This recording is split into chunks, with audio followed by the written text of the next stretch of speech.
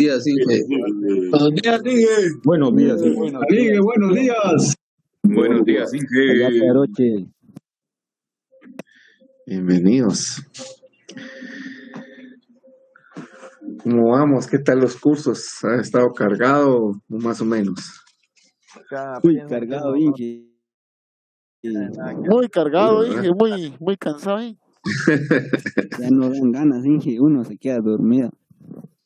Se duerme en la mara, dicen, man. Mucho desvelo, hombre. Sí. Mucho mira uno televisión también, va, mucha. No, hombre, aquí ni Ya hay. ni me acuerdo qué es eso. Mucha compu, Inge, para hacer tareas. Ya la televisión se olvidó, Inge, desde que entramos a la Solo escuela. Cristian hace las tareas, Inge. Sí. Sí, mucha, pero mucho ánimo, man. Ya es un tiempo nada más que hay que estar así, ya se va a regresar a la parte presencial y vamos a estar mejor. Vean, estaba esperando que la mayoría de ustedes estuviera presente porque quiero hacerles una pregunta. Es una pregunta con la cual ustedes me van a ayudar. Pregúntenos, Inge. A ver, pues, recuérdense ustedes, hace 2 semanas. La pregunta es, ¿ustedes fueron los que me pidieron que hiciera el cambio de horario? ¿O fui yo?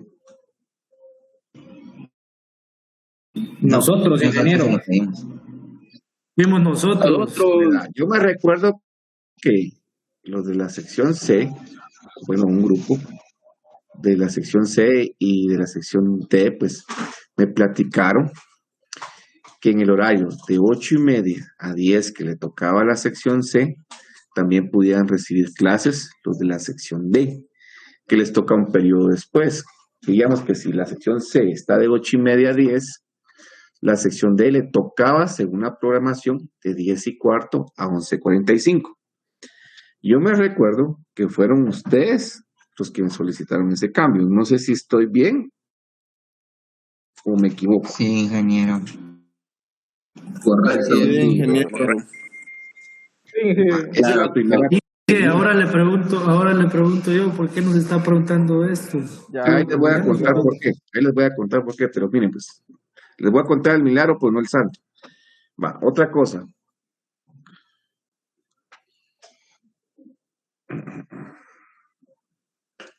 Permítanme, todavía están ingresando algunos.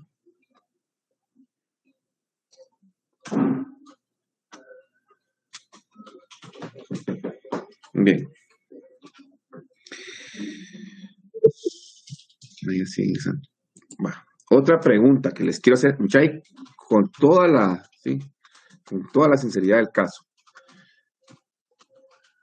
¿A ninguno le afectó ese cambio? ¿O si hay alguien que le haya afectado ese cambio? No. A nadie. A nadie.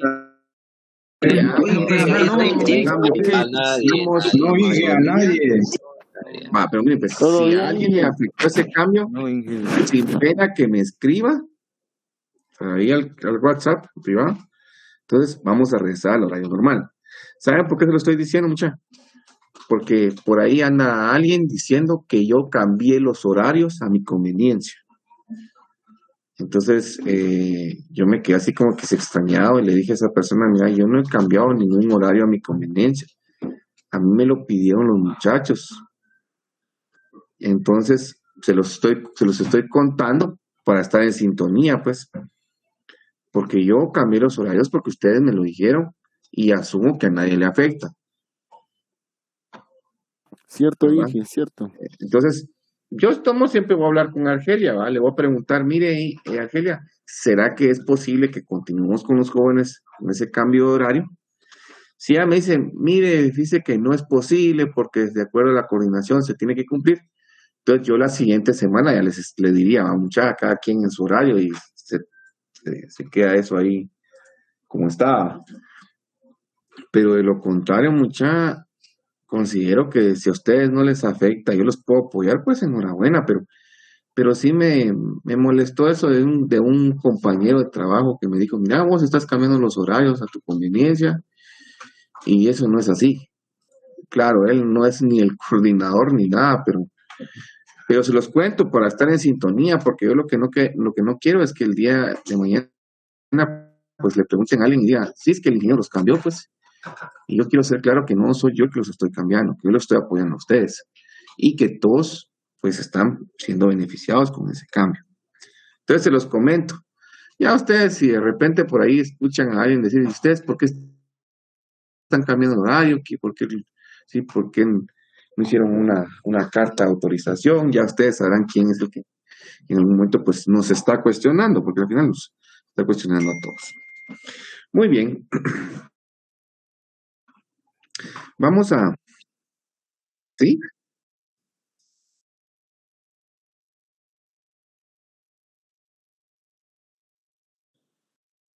Sí, es que es una persona que le gusta andar ahí molestando. Como ¿Sí? sabes, siempre existen los poneleos, entonces.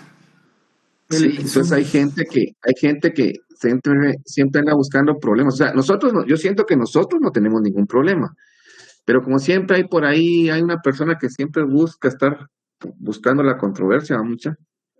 Entonces, realmente dije, bueno, voy a hablar con los jóvenes. Yo con ellos he tenido la confianza para platicar y hacer las cosas. Y la idea, pues, era también ponernos en sintonía. Es hombre, ingeniero. Entonces, ahí tienen cuidado cuando les pregunten, pues, miren, y están cambiando los horarios y por qué lo están haciendo. Muchachos, si realmente a ustedes les conviene, ¿sí? Ahí podríamos seguir trabajando, ¿no? Pero hay que tener cuidado con este tipo de personas. Solo eso les quería decir. Muy bien, vean. Quiero compartirles unos videos.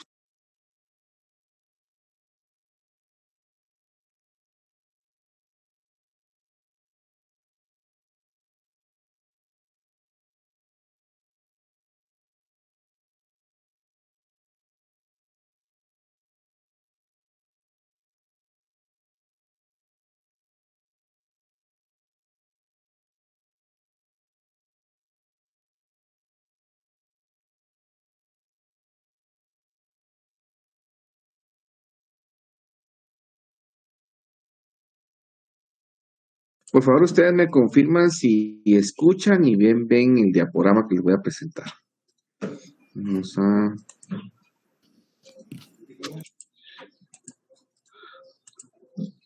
Por favor, no se vayan a olvidar registrar su asistencia en Classroom. Ahí está el listado para la sección 6 de...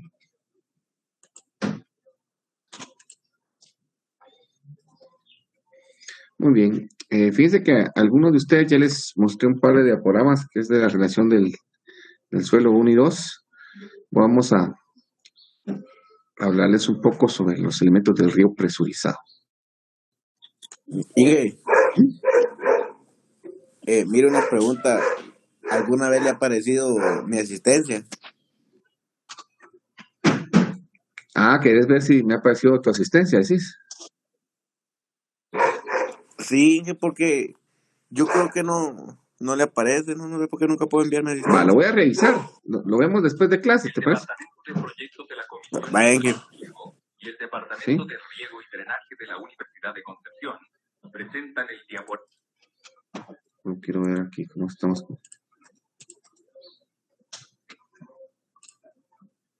Vamos a hacer un poco más de volumen. Por favor, me dicen si escuchan y lo ven correr. El Departamento de Proyectos de la Comisión Nacional de Riego y el Departamento de Riego y Drenaje ¿Se de la escucha y se ve bien? presentan el Sí, que todo bien. Sí. presurizado.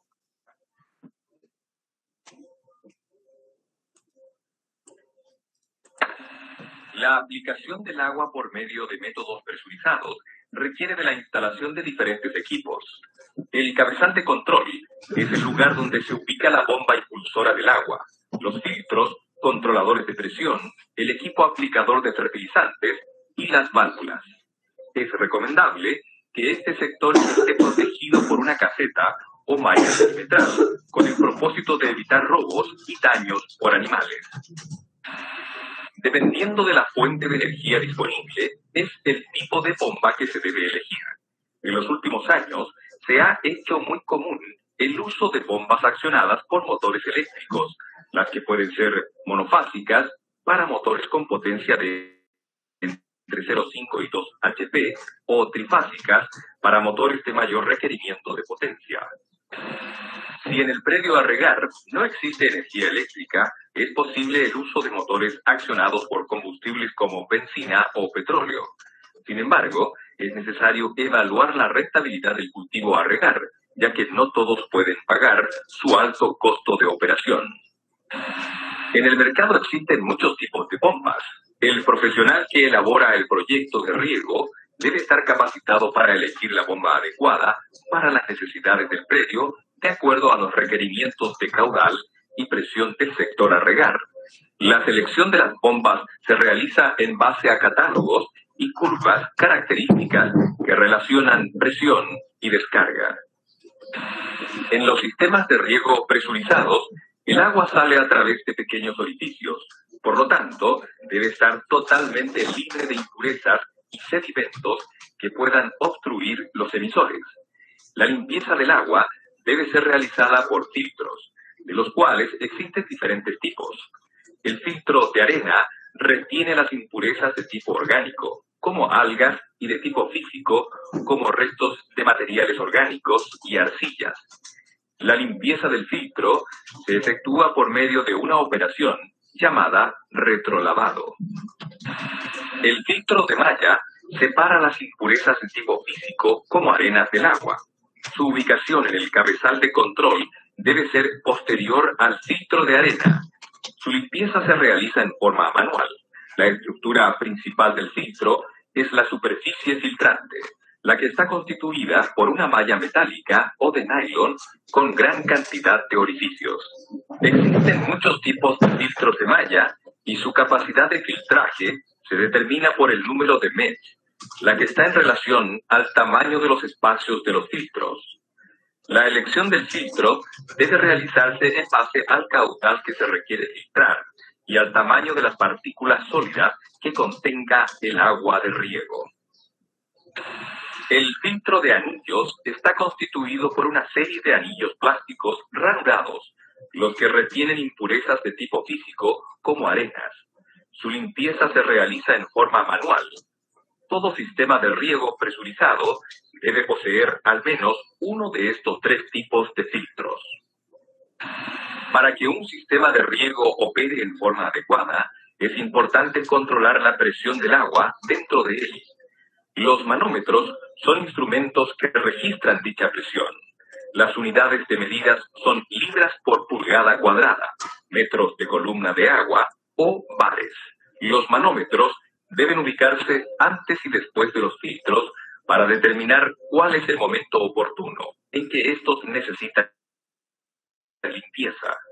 Una diferencia de presión de aproximadamente 3 MSA o 0,3 bares indicaría que el filtro debe limpiarse. También es útil instalar manómetros en el cabezal de cada sector de riego con el fin de conocer la presión con la que llega el agua a los laterales. La válvula de aspiración, llamada también de pie o sapo, es la encargada de retener el agua que succiona la bomba y evitar que ésta se desede. Debe ubicarse dentro de la fuente de agua y a una profundidad de por lo menos 20 centímetros sobre el fondo de ella. Las válvulas de compuerta o de espejo y las de bola o de paso tienen por función abrir, cerrar o regular la cantidad de agua que sale desde la bomba o que va a los diferentes sectores de riego. Se comercializan de diferentes medidas y construidas en metal o PVC. La válvula de aire tiene por función permitir la salida del aire que queda atrapado en el sistema de riego, como también permitir la entrada de aire a las tuberías cuando el flujo de agua se haya detenido, con el propósito de evitar la succión. Deben ubicarse después de la bomba y en los puntos en que las tuberías matrices tengan cambios de pendiente. El riego presurizado permite la aplicación de fertilizantes solubles a las plantas junto con el agua de riego. La incorporación de ellos se realiza por medio de equipos denominados inyectores de fertilizantes. En la foto se muestra un inyector tipo Venturi, el que posee una estrechez, la cual provoca un aumento en la velocidad del agua y la succión de la solución fertilizante desde un depósito que la contenga. La operación del riego presurizado puede ser automatizada para que los sectores se rieguen sin necesidad que alguna persona lo esté manejando. Esta operación la realizan los programadores de riego. Permiten la apertura y cierre de válvulas para sectorizar el riego y programar el tiempo de riego que requiere el cultivo en función de la demanda de la atmósfera. La válvula selenoide, en conjunto con el programador de riego, es la encargada de abrir o cerrar el flujo de agua en los sectores que se están regando en forma automática. El uso de bombas accionadas por electricidad hace imprescindible la instalación de un tablero para las conexiones eléctricas. Esta labor debe ser realizada por un técnico competente. Otro componente fundamental de un sistema de riego presurizado es la red de conducción y distribución. Está constituida por tuberías denominadas matrices o secundarias, construidas generalmente de PVC, y son las encargadas de distribuir el agua en forma subterránea hasta las laterales. Existen de diferentes diámetros y espesores, y su elección dependerá del caudal y presión que requiera el sistema. Las de color celeste se denominan PVC hidráulico y son las adecuadas para sistemas de riego presurizado, ya que soportan entre 20 y 100 MCA de presión.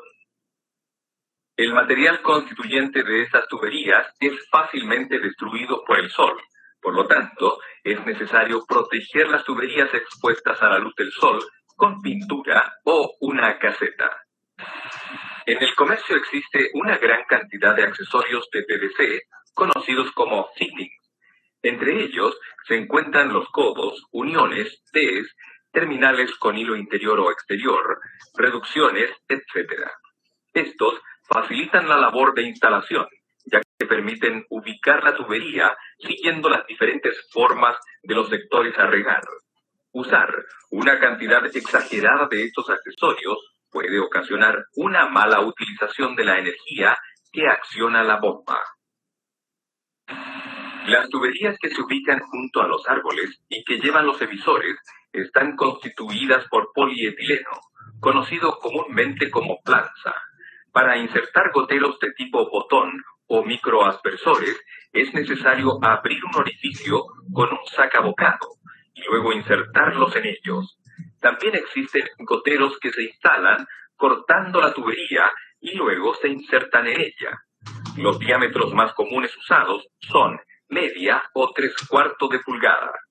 Para evitar la acumulación de sedimentos dentro de ellos, es necesario abrirlos en sus extremos para permitir la salida del agua con suciedad. Los goteros son estructuras que disipan la presión que trae el agua dentro de la tubería lateral, permitiendo la salida del agua hacia el aire libre, en forma de gotas. Los caudales que descargan estas estructuras varían de 2 a 12 litros por hora. Existen diferentes tipos de goteros y es labor del diseñador del sistema elegirlos correctamente. Para esto es necesario conocer las curvas de descarga de los goteros entregadas por los fabricantes. Últimamente se ha generalizado la utilización de goteros autocompensados, que tienen la propiedad de mantener constante su caudal ante variaciones de presión. Esto asegura una buena uniformidad en el riego de sectores ondulados o con pendiente. Otro sistema de riego presurizado es el denominado riego por microjet, en el cual el agua se aplica a la forma de lluvia fina y su distribución es por lo general circular alrededor del árbol, con diámetros de aproximadamente 50 centímetros hasta 6 o más metros. Los caudales que entregan varían entre 20 y 120 litros por hora, según la presión a que estén sometidos. Generalmente se utiliza uno por árbol. Cuando estos son jóvenes y se van insertando más microaspersores entre los árboles en la medida que estos crecen. Se utilizan para el riego de hortalizas al aire libre o en invernaderos, cuya distancia de plantación es pequeña. Funcionan en forma similar a los goteros, pero están constituidas por un material más flexible y de menor duración. La presión de operación varía entre 4 y 10 MCA. La implementación de un sistema de riego presurizado que utilice el agua proveniente de una noria o vertiente y riegue cultivos rentables permitirá mejorar la economía de los agricultores. El Estado, a través de la Comisión Nacional de Riego, dispone de fondos para financiar hasta en un 75% los costos de diseño e instalación de sistemas de riego por medio de la Ley 18.450. Si su interés es aprovechar las fuentes de agua disponible, acuda a su extensionista para que juntos, y por medio del riego, le cambien el paisaje al secano.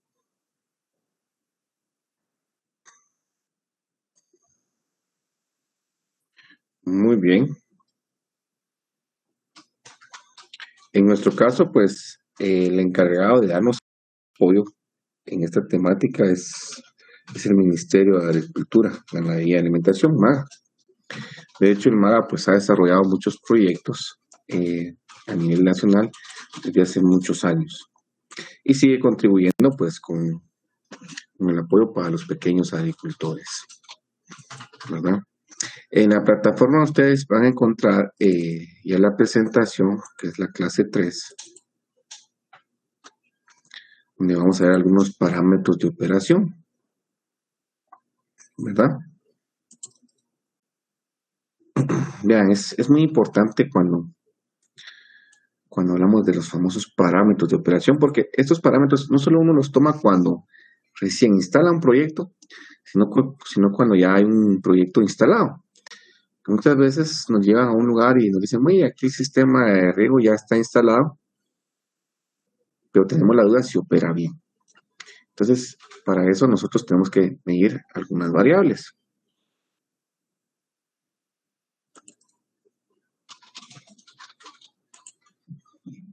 Ustedes me dicen si logran observar bien la diapositiva. ¿Si me escuchan? Sí, ingeniero. Así es, ingeniero, mira, bien. Correcto. Ok. Vean, esta es una plantación de mango que yo tuve la oportunidad de evaluar. Es una plantación que se encuentra en el departamento del Progreso, municipio del Jícaro. Pues allá hay una plantación de mango Tommy. Esta plantación pues producía mango de exportación.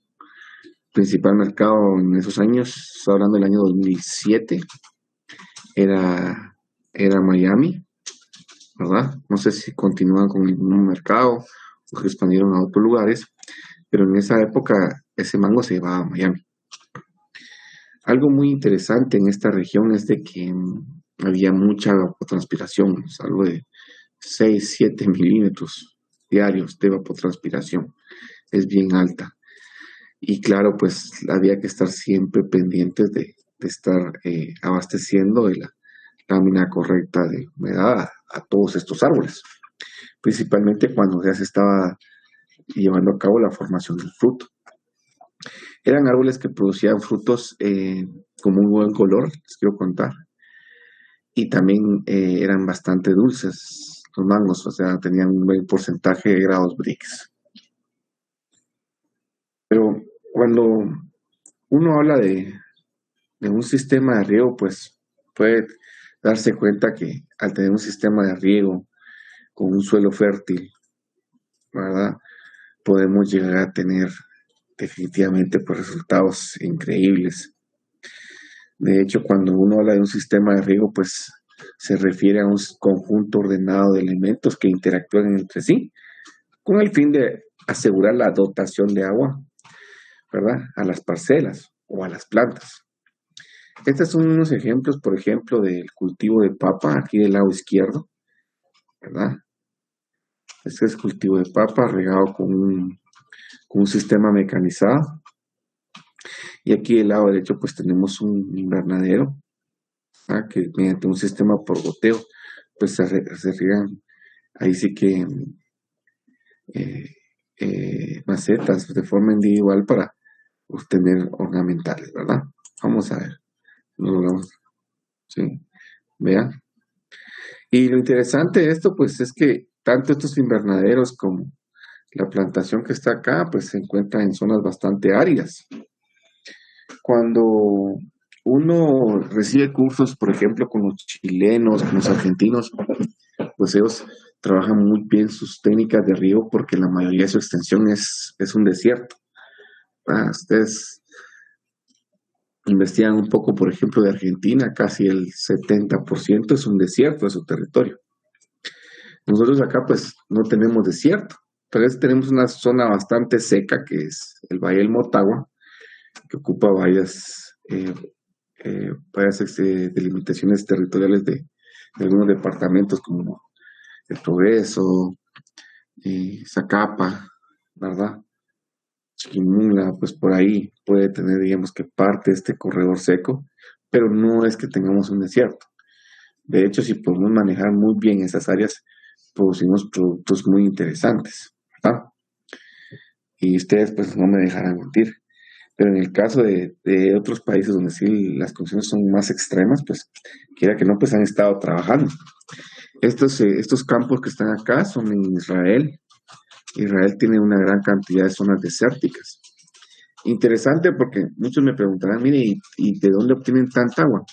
Pues ellos han llegado a tecnificarse tanto que ellos pues extraen el agua del mar Mediterráneo y tienen procesos muy avanzados de desalinización, desalinizan todo el agua. Imagínense que aquí en Guatemala tengamos un desierto y pues importemos este tipo de tecnología. Podríamos succionar el agua del mar, tanto el Pacífico como el Atlántico, desalinizar y regar cultivos. Y es lo que ellos hacen. Claro, ellos pues tal vez tienen muchos avances en cuanto a tecnología, ¿verdad? Tienen muy bien controlado todo lo que es delincuencia en sus ciudades, pero el problema con ellos son otros, ¿verdad? Ustedes ya los conocerán, imagino que han escuchado en los medios que ellos pues libran guerras que tienen que ver con cuestiones limítrofes, que tienen que ver con cuestiones de religión. Entonces, que ahí sí que cada quien pues tiene sus inconvenientes de acuerdo a su lugar de origen, ¿verdad? Pero lo que sí es importante es que nosotros en algún momento podemos aplicar este tipo de técnicas acá, que nos van a generar resultados muy importantes. Pero ¿cómo mido yo las variables para ver si un sistema está funcionando bien? Pues una de las variables es la presión de operación. De hecho, se identifica como la presión de trabajo y es la presión manométrica a la cual está sometido un equipo en condiciones de operación normal. Entonces, para evaluar, por ejemplo, la presión de operación necesita un manómetro. No hay vuelta de hoja. Necesita un manómetro. Un manómetro es como un dispositivo como el que aparece acá. Es un relojito que tiene una escala en bares, en metros columna de agua, en atmósferas, ¿sí? ¿Verdad? Puede tener una escala, pues, distinta, pero lo que sí es que es una escala que no mide presión. Yo tengo uno, de hecho el ingeniero Chupina, pues, creo que tiene también el de él. Si ustedes quisieran uno, pues, los venden en varios lugares. Para no ir tan lejos, pues, Durman Esquivel vende manómetros de la marca Zeninger. Pero si alguien se va a dedicar más adelante a trabajar en todo lo que es el tema de ríos, pues sería bueno que comprara su manómetro. ¿Por qué?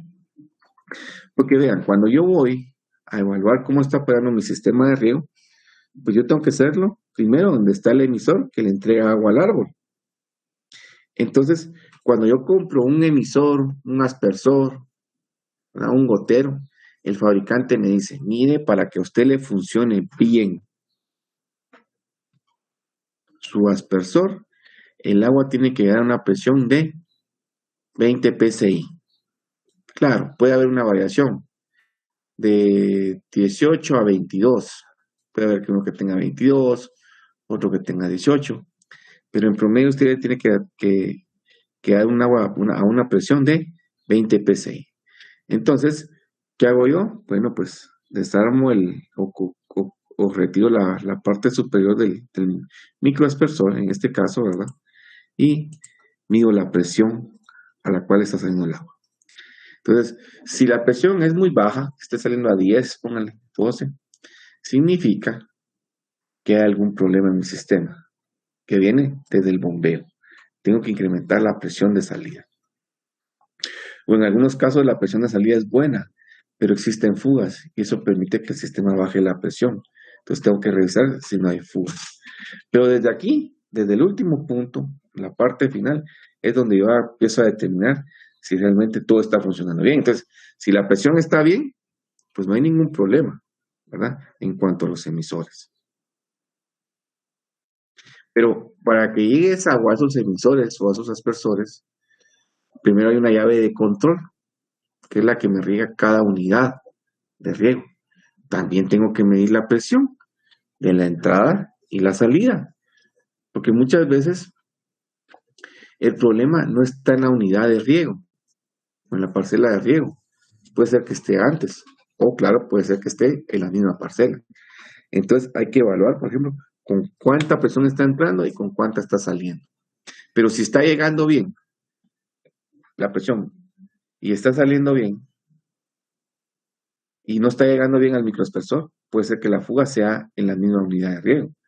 Entonces hay que estar chequeando, porque en algún momento vamos a encontrar aquel punto que me va a identificar o me va a ayudar a identificar dónde se está dando el problema de la presión, ya sea que esté muy alta o muy baja. Y luego pues están todos esos sistemas que se encargan de la succión y la impulsión de toda el agua a todas las unidades de riego. Y esos sistemas pues están integrados por bombas y sistemas de filtrado. Entonces imagínense que en esa finca pues había un gran reservorio, ¿verdad? En donde habían 3 bombas de este tipo, de la marca Cornell. Las bombas venían, succionaban el agua y la impulsaban. Cuando las bombas impulsaban esta agua, salía a una presión de 65 psi. Pero cuando el agua salía, impulsada de estas bombas, pasaba por un sistema de filtrado. Esto para evitar que todas esas algas que estaban en el reservorio se fueran a los microaspersores porque los tapaban. Entonces, venía el agua y entraba a una presión de 65, fíjense, y pasaba por estos sistemas. Lo recomendable es que cuando el agua pasa a través de estos coladores, que se le podría decir, o mesh, anillos con mesh, era que el agua pues eliminara todas esas impurezas, ¿verdad? Esas algas, y ya pasara libre de contaminantes. Entonces, cuando el agua pasaba de las bombas a estos mesh y luego salía hacia las unidades de riego, perdía 5 psi. O sea que si esta bomba estaba sacando a 65, al pasar por este mesh, por este sistema de filtrado, perdía 5 y ya salía con 60. Cuando aquí ya la carga era más alta, por decirles algo, ya se perdían 10. Entonces significaba que los filtros estaban sucios. Entonces había que desarmar y limpiar todos los anillos, limpiar todo el compartimiento. Se volvía a armar y ya pues seguía haciendo su trabajo normal. Entonces siempre entraba a 65, salía a 60, se perdían 5. Pero fíjense que una vez hubo algo interesante porque entraba con 65 y salía con 65. Que sí, a la persona que le había tocado limpiar los anillos, los filtros, perdón, se le había olvidado colocar los anillos que iban aquí en forma interna. Entonces no se estaba filtrando nada el agua, se estaba yendo con todas esas partículas extrañas. El problema es que si llega un agua con partículas como algas, tapa los goteros, tapa los microaspersores. Entonces hay que prestarle mucha atención a este tipo de sistemas. Entonces, imagínense, la bomba la sacaba a 65, pasaba por el sistema de filtrado, perdía 5, salía con 60. Cuando llegaba a la llave de control, llegaba con 45. Entonces alguien me va a decir, bueno, si salía con 60, llegaba con 45, dije, había una pérdida de 15 unidades. Exacto, se perdían 15 PSI. ¿Por qué se pierden esos 15 PSI? Porque hay unas pérdidas por fricción cuando el agua pasa a través de la tubería, porque a veces el agua va de un punto más bajo a uno más alto, ¿verdad? Porque hay pérdidas cuando el agua pasa por algún codo, una T. Entonces, hay pérdidas que hay que considerar. Y cuando llegaba ya la presión a la llave a 45, de 40 a 45, luego esta se distribuía por todas las mangueras y llegaba a todos los microaspersores. Y al último aspersor, o al aspersor más complicado, diríamos, al que está más lejano, en un punto más alto, tenía que llegar con una presión de 20 PSI. Entonces alguien me podría decir, entonces de 45 se perdían 25 en la distribución de las mangueras y llegar al último microespesor se perdían 25, sí, se perdía esa carga de energía de 25 PSI. Pero lo importante era llevar, por ejemplo, la carga de presión al último espesor, el más complicado, por lo menos con 20 PSI.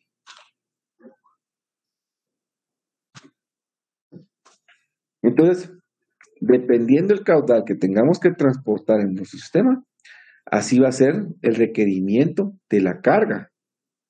Cuando uno quiere comprar una bomba, lo primero que le pregunta el vendedor a uno es, mire, ¿y qué caudal va a conducir?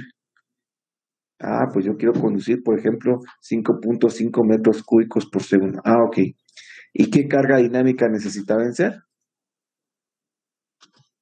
Ah, pues, no sé, necesito para 20 metros, 30 metros de carga dinámica. Yo les voy a explicar más adelante cómo hacer ese cálculo de caudal y de carga dinámica. Entonces ya con esas dos variables, él viene y pues tiene gráficas e intercepta el valor de carga dinámica total y caudal. Y así obtiene qué tipo de bomba necesito y qué tipo de eficiencia debe también contar la bomba. Lo vean. Entonces, cuando ya hablamos de los componentes de un sistema arriba, así en forma general, pues está el depósito. El depósito pues, puede ser un depósito como un pozo, puede ser un río, ¿verdad? Puede ser algún reservorio, una noria. Entonces hay una tubería de succión que existe, ¿verdad? Luego tenemos una bomba que se encarga no solo de succionar, sino que de impulsar. Pero cuando el agua es impulsada, pasa por un sistema de filtrado. Llega a una serie de tuberías primarias, secundarias, donde existen válvulas para el control del paso. Luego esas tuberías primarias y secundarias, pues existen tuberías laterales, en donde van colocados los emisores que se encargan de darle la dotación a nuestro cultivo. ¿Ah?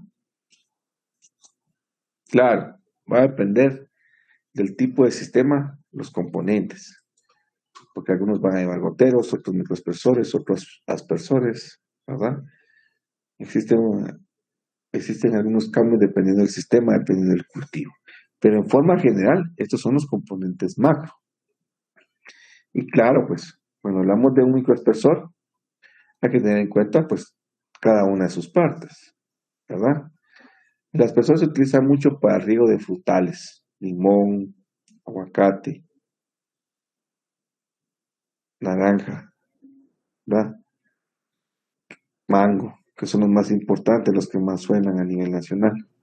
Entonces ese microespesor pues está compuesto por un microtubo, ¿verdad? Que es donde se lleva el líquido, el agua, una asta, que es como una estaca que lo ayuda a fijarse en el suelo, tiene sus bases, su bocal, una bailarina que le llaman, que es lo que se encarga de rotar y distribuir el agua, ¿verdad? Y en sí, pues, digamos que todo esto es el microaspersor, que iría, por ejemplo, puede ser que vaya 1 o 2 microaspersores por árbol. Claro, dependiendo de la casa comercial, así va a ser, por ejemplo, las especificaciones técnicas para cada microaspersor. Y claro, dependiendo del tipo de cultivo que voy a tener y la fase fenológica, es así como voy a elegir el tipo de microaspersor y los accesorios que este va a tener. Algunos pueden también tener algún aspersor, ¿verdad? Aquí parecen numeradas cada una de las partes del aspersor. Y estos, pues, también, ¿verdad? Tienen la capacidad de cubrir mayor diámetro, de otorgar una mayor lámina y se utiliza, por ejemplo, bastante, por ejemplo, para regar campos de césped, para regar plantaciones de banano, para regar plantaciones de maíz, para regar una diversidad de cultivos, ¿verdad? Es un sistema, pues, de los más populares que existen en el agro. Entonces, bueno, entonces, si yo voy a medir la presión, porque está llegando con buena presión, pues también hay que evaluar cómo está el diámetro. Aquí estamos midiendo el radio. Si realmente el diámetro de mojado es el correcto, de acuerdo a las especificaciones técnicas. Porque puede ser que la presión esté bien, pero si uno de los componentes está mal, como por ejemplo, la bailarina, que está acá, ¿verdad? O aquí está mal colocada la asta, o la posición del microespersor, o hay un taponamiento en el microtubo, pues seguramente no vamos a alcanzar este parámetro. El diámetro va a ser incorrecto. Y realmente me interesa no solo que el agua llegue con la presión adecuada al emisor, sino que también se esté alcanzando el diámetro que necesito, ¿verdad? Entonces tenemos que medir el diámetro, ¿verdad? Y claro, pues recuerden que el diámetro es muy importante porque existe diferente distancia entre aspersores y laterales. Entonces, cuando hablamos de una distancia al cuadro, bueno, colocamos esos emisores a una distancia de 10 por 10 entre cada uno.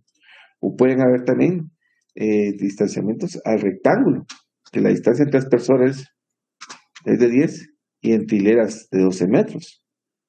Pero claro, también llego a tener un traslape que puede ser en el caso del cuadro del 50% y en el caso en el caso rectangular de un 40%, ¿verdad? Pues eso es muy importante tomarlo en cuenta. Por ejemplo, acá, ¿cómo es que está la línea de distribución? La línea de distribución es desde el momento que sale el agua, se conduce por la red principal, secundaria, y llega a cada una de las plantas. Por ejemplo, en esta finca de mango, el reservorio se encontraba acá en la parte central. Imagínense qué interesante. Entonces, ellos tenían, por ejemplo, 4 líneas de distribución principales. Era esta que iba hacia el lado noreste, noroeste, suroeste, y luego aquí pues ya se distribuía en la parte central, y luego una que iba hacia el nordeste, y otra al sureste. Entonces la idea era cubrir todas estas áreas.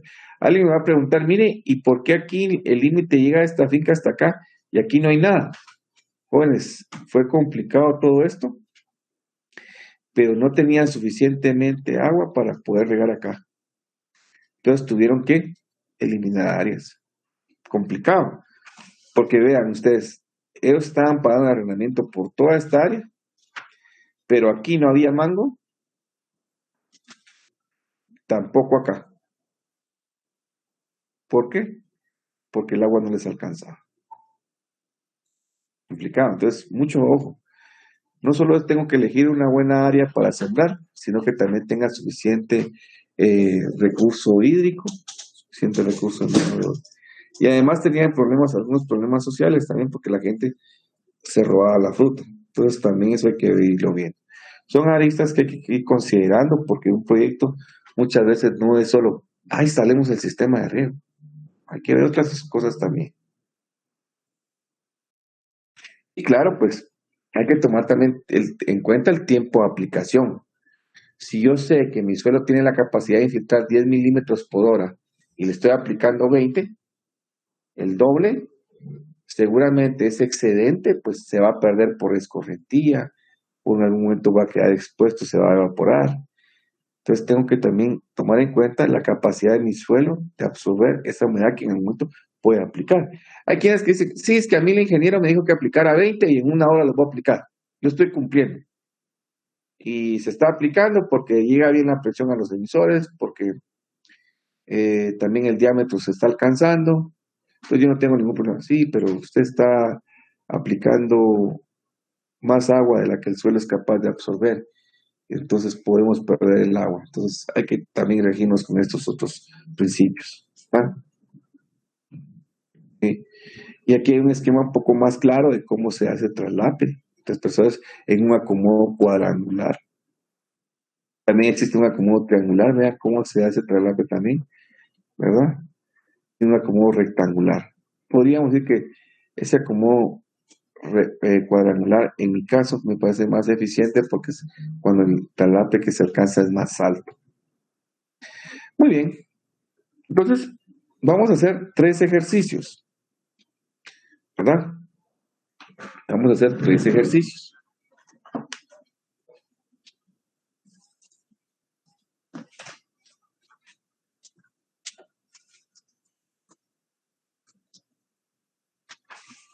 Entonces,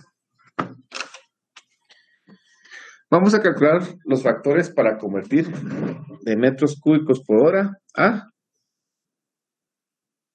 galones por minuto y litros por segundo, ¿verdad? Eso es lo que vamos a calcular. Ese es el primer problema. El segundo es, ¿cuál es la intensidad de riego en un área de 5.8 hectáreas si el caudal aplicado es de 290 metros cúbicos por hora? Además, compare y analice su resultado con un valor de infiltración básica de 7.8. Vean, me están dando un área, me están dando un volumen. Entonces, calculen esa lámina que se está aplicando y vean si realmente tiene un valor más alto al que nos ofrece la infiltración básica, que es de 7.8 milímetros por hora. Entonces, como les decía, si yo estoy aplicando un valor más alto, ¿verdad? Entonces ahí tengo problemas, porque el suelo no es capaz de absorber. Si está por abajo o es igual, pues ahí estamos muy bien. Entonces, con el área y con el volumen, puedo calcular la lámina de aplicación y compararla con la lámina de infiltración básica. Y luego dice, calcular la presión inicial de un tramo de 100 metros si necesitamos una presión final en el último aspersor de 40 psi, para el cual debemos considerar una HF menor o igual al 20%. ¿Ah? Entonces, no sé si está claro esto, los problemas, o tienen alguna duda.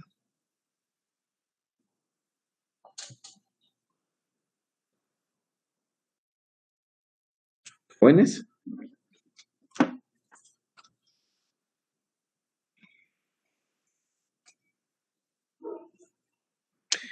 ¿Quieren que calculemos, por ejemplo, el primer factor? Sí, por favor, ingeniero. Sí, ingeniero, por favor. Bueno, vean, vamos a convertir, solo para que ustedes tengan idea. Hay muchos ingenieros que se basan en factores, ¿sí? Pero vamos a ver, de metros cúbicos por hora a litros por segundo. ¿Quieren que sea litros por segundo o galones por minuto? Elijan uno de los dos. Galones por minuto. Ah, bueno, veamos.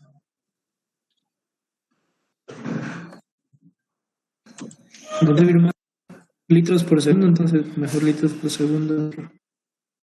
Miren pues, ustedes tienen, vamos a hacerlo acá. Ustedes me dicen si ven ahí. Vamos a ampliar esto un poco más.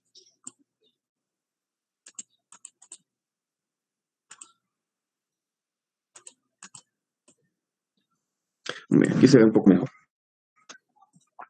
Quiero hablar de metros cúbicos.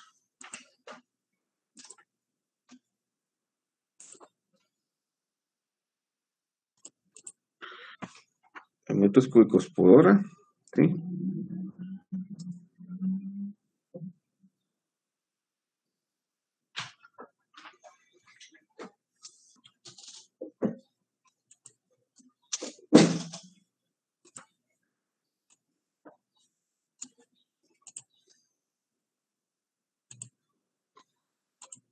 A litros por segundo. Bien. Entonces, ¿cómo sacamos ese factor?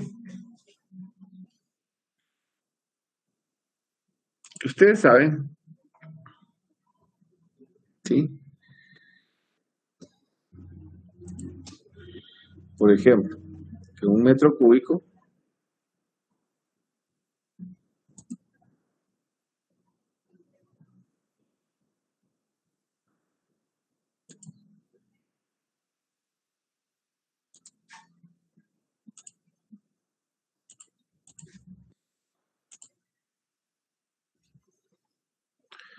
por hora, ¿sí? Equivale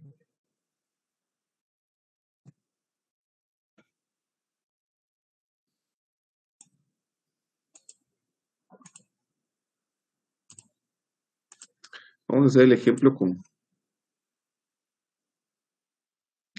5 metros cúbicos. Por ejemplo, 5 metros cúbicos por hora, ¿sí? Nosotros sabemos que un metro cúbico tiene 1000 litros, ¿sí? Y nosotros sabemos que una hora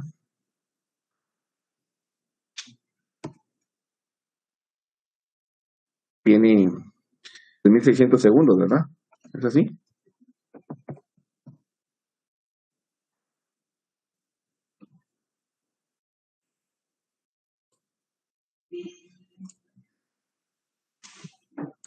Entonces,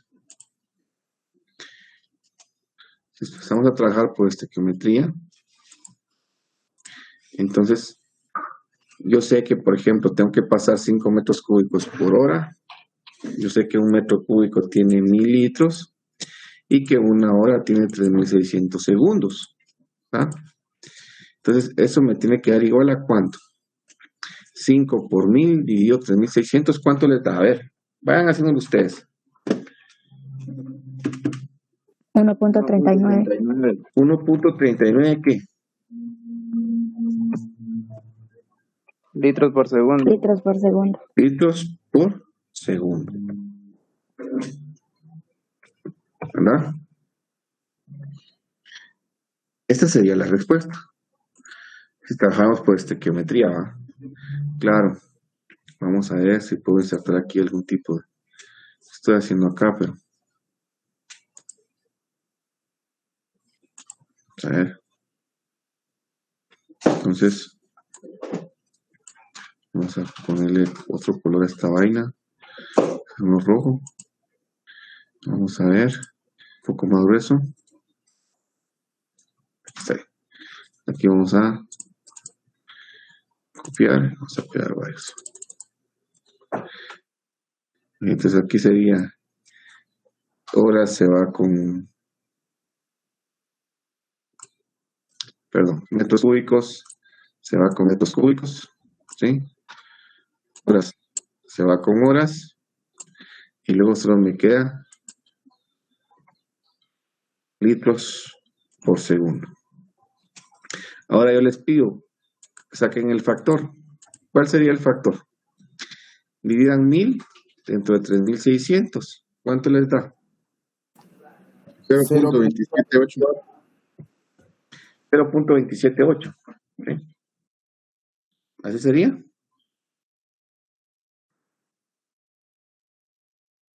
Vale, ahora ese es ahora 5 por 0.278 les da 1.39. Entonces, ustedes saben que este es el factor para convertir, ¿sí?, de metros cúbicos a litros por segundo. Entonces, ya sea que multipliquen 5 por 0.278, póngale que aquí introduzcamos ya una fórmula y aquí le pongamos sin igual esto por este factor. Entonces, imagínense ustedes que quieren pasar de metros cúbicos por hora a litros por segundo. Eso lo utilizan muchos técnicos, ¿no? Entonces vienen y dicen, bueno, si quiero pasar 5 metros cúbicos por hora a litros por segundo, 1.39. O si no 10, 2.78. Si no 25, 6.95. ¿Sí? Pero son 6.95 ¿qué? litros por segundo, ¿verdad? Y aquí, pues, ahora, pues, están metiendo una variable. Incluso me vamos a ir aquí, vamos a copiar esto acá. Estamos metiendo una variable en metros cúbicos por hora y el resultado es litros por segundo.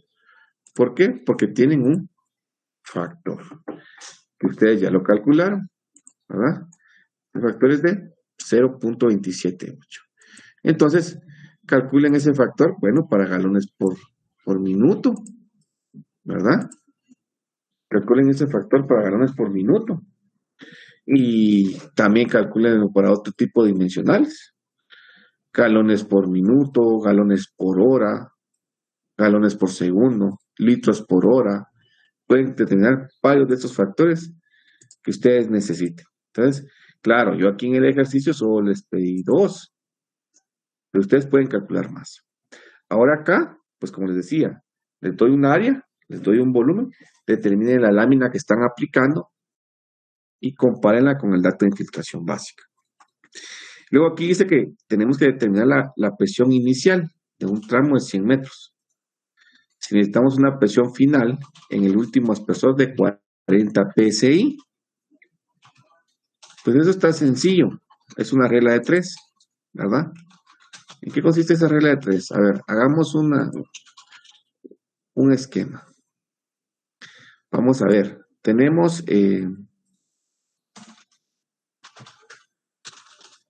sí, ya sé qué voy a hacer. Voy a quitar las líneas de acá. Voy a insertar una línea.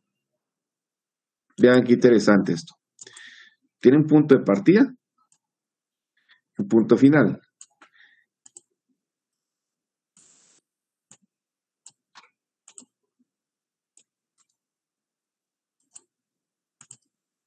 ¿Cuántos metros es la distancia?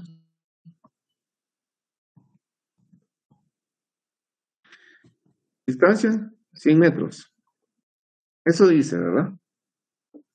¿Qué presión tenemos acá? 40 psi. ¿Verdad? Con esto llegamos acá, al punto A, con 40 psi. ¿Verdad? Por ejemplo, podemos poner aquí, hacemos el problema. Presión inicial, no la conocemos. Presión final, dice 40 psi. Una HF de 20%, como dato máximo. Menor o igual a 20%. Entonces, coloquémosle aquí iniciales, PI y PF. Entonces aquí sería presión final, no igual, 40 psi. Presión inicial, bueno, lo que estamos buscando, ¿verdad? Es lo que hay que buscar. Pero lo que sí tengo claro, que tengo una HF, ¿de cuánto? Tiene que ser una HF, pérdidas por fricción, que es por las pérdidas que hay por rozamiento. Insertemos un símbolo, ¿verdad? Menor o igual, aquí está, muy bien, al 20%.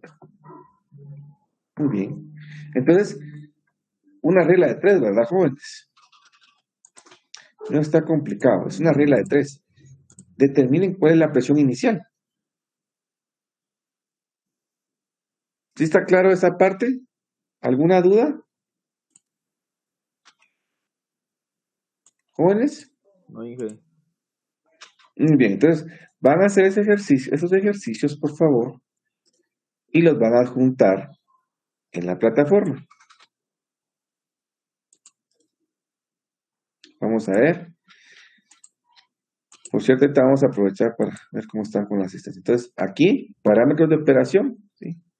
Entonces, ejercicios de la unidad 3, le voy a poner. Entonces, aquí estoy en la sección C. Entonces, por ejemplo, aquí, ejercicios. Tenemos la próxima clase el miércoles, ¿verdad? Sí, ingeniero.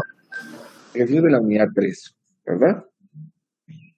Tenemos, ¿qué fecha sería? Hoy tenemos, ¿qué? 21, 22. Sí, pues sería el 24. Y la hora, las clases tenemos mucho a las 8:30, estoy viendo aquí. Ole. ¿O cuándo quieren entregar eso? Miércoles. El fin de semana, Inge. Otra semana. El fin de semana. ¿Cómo así? Ya me diste bolas. ¿Cuándo quieren que se entregue eso?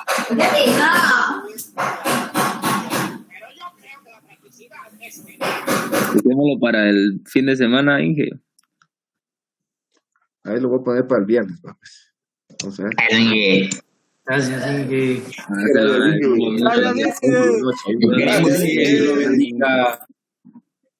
Desde ahí, Henry. presentaciones, vamos ya. Hola. Ahí está. Ustedes los hacen, por favor. Tan sencillos, no les lleva mucho tiempo.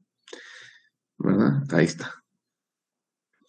Para la C y para la D.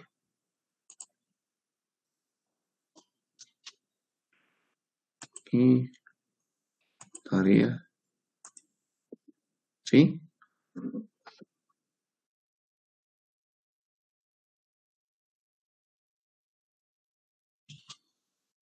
Va, pero usted póngalo al día ahí, dígale que sí.